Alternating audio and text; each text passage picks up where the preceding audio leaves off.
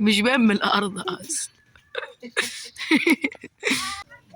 يا حماس اعمل السلام عليكم ورحمة الله وبركاته. ازيكم عاملين ايه؟ يا رب تكونوا بخير وصحة وسعادة وسلام ان شاء الله.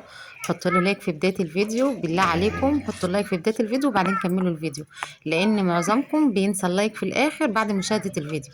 فبالله عليكم حطوا اللايك، ولو لسه اول مرة بتشوفوا قناتي يا ريت تنوروني، انا بفرح جدا جدا بالمشتركين الجداد، وطبعا الناس اللي معايا من زمان منوريني ومنورين قناتي المتواضعة. ربنا يبارك فيكم ويديمكم نعمة في حياتي يا رب، اللهم امين. في فيديو النهارده فيديو من قلب الريف المصري كده، والروتين العصري بتاعنا.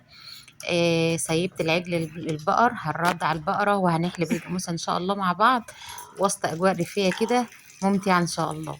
يا رب الفيديو يعجبكم، واعملوا مشاركة للفيديو دوت مع اصحابكم واخواتكم كده يعني عشان الفيديو يتشاف. ربنا يسعد قلوبكم جميعا يا رب ويكبر خواطركم. طبعا اللي انا برش لهم علفتهم وبرش لهم دلوقتي اللي في ايدي ده دقيق. برشه لهم، وان شاء الله هبدا ان انا اقعد احنن الجاموسه واحلبها معاكم. بتطلبوا دايما الفيديوهات ديت، فانا مش بتاخر عنكم في حاجه. فاتمنى كده ان انتوا تكبروا القناه ديت وتساعدوني ان انا احقق فيها الشروط، علشان اللهم صل على النبي القناه تتفعل. تمام. بصوا بقى طريقة التحنين. دي طريقتي ماشي، ان انا امسك الحلبات كده واشدها لتحت. في بقى هقول لكم طريقة تانية دلوقتي هوريها لسه لكم. محلب. المهم ان البهيمة اللي عندك تكوني مضرياها على انهي طريقة.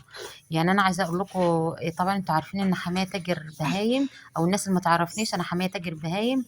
فبيورد علينا حاجات كتير جدا. ففي بهايم هقول لكم والله العظيم كان الصورة منورة عندنا ما شاء جاموسه الله. بتحن بالطريقه اللي هوريها لكم ديت. ودي طريقه اهو، بصوا ممكن تحنني بالطريقه دي بايديك الاتنين فيها. اللهم صل وسلم وبارك على نبينا محمد. صلى على النبي في الكومنتات حبايب قلبي، يمكن نخرج مستفادين بحاجه من الفيديو ده، وهي الصلاه على النبي، وما فيش احسن منها مكسبنا الصلاه على النبي ان شاء الله. دي طريقه زي ما قلت لكم. كان عندي سلفتي والله بتحنن بالطريقه دي، شايفين كده ان هي بس يا دوب تلمس كده ايدها للحلبات. كانت الجاموسه ما بتحنش غير بكده، تبقى سبحان الله قدام كنت امنا بستغرب لها هطفس. جدا. ف التحنين ليه طرق كتير. المهم البهيمه تكون متعوده على ايه. تمام. حنت طبعا بنعرف انها حنت ازاي، لما الحلبات تتملي كده زي ما انتم شايفين وتنفخ ويبقى خلاص اللبن نزل فيها، ونسمي الله ونصلي على الرسول كده ونبدا نحلب. طبعا برضو الحلابه لها كذا طريقه.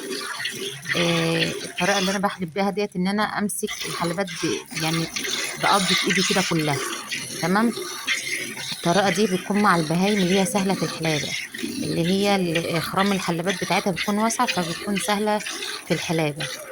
فممكن تحلبها بالطريقه اللي انا ماسكه بيها دي.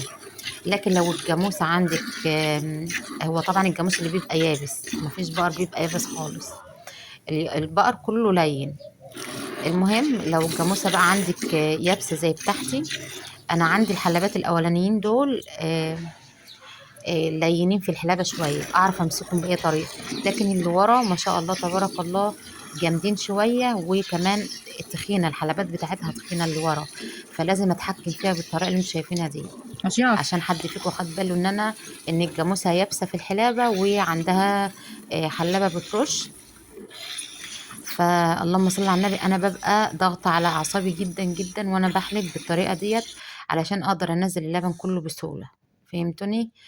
اتمنى يكون الفيديو واضح، واتمنى ان التصوير يكون بيعجبكم، وكمان فيديوهاتي بتعجبكم. طبعا هنا العجل خلص رضاعه، هقوم اربطه بعد ما اخلص حلاوه ان شاء الله. يا رب الفيديو يعجبكم، وشاهدوا الفيديو للاخر. في عرض جمال مع المعلم ابراهيم، وفي مقطع من فيديو خض القربة اللي انتوا ان شاء الله هنزله لكم بعد الفيديو ده. فيديو خض القربة هينزل بعد الفيديو ده ان شاء الله، انتظرونا. واللي ما حطش لايك يحط اللايك، واللي ما اشتركش في القناة يشترك. طبعا هنا كانوا جايبين لي شيء من الحنفية بيضحكوا علينا، بس ربنا يكبر خاطرهم. وطبعا دي الاجواء الريفيه بتاعتنا، الجمال مربوطه ورا، وادي النعجه وادي البهايم وادي العيال الصغيره، واحلى اجواء ريفيه. اللهم لك الحمد، ربنا يديم علينا نعمه يا رب، اللهم امين.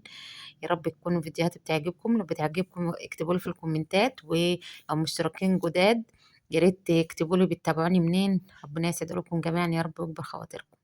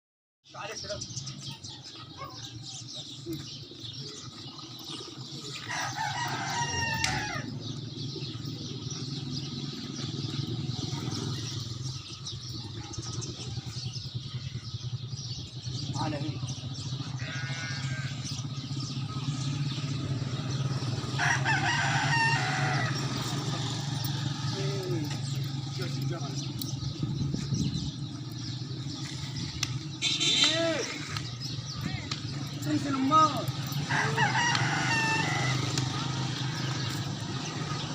ايه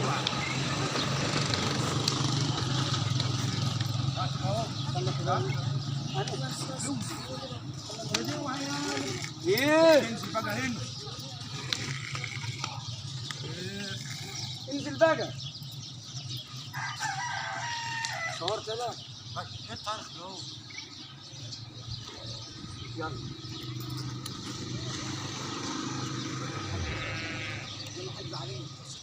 اهو.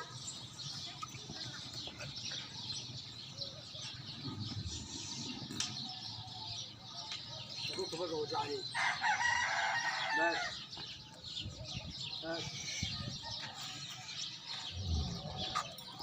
بس قطعني قطع شوي. قدام الجنة.